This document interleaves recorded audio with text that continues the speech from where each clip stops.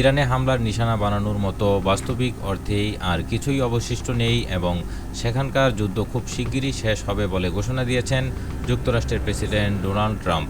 বুধবার মার্কিন সংবাদ মাধ্যম এক্সিওসকে দেওয়া এক টেলিফোন সাক্ষাৎকারে এই তথ্য জানিয়েছেন তিনি।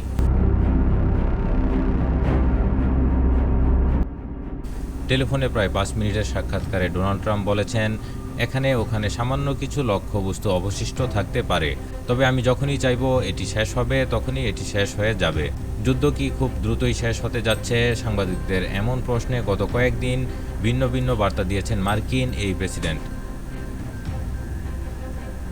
সাক্ষাৎকারে তিনি বলেছেন, প্রাথমিক অভিযানের পরিকল্পনাটি ছিল 6 সপ্তাহের এক লড়াই।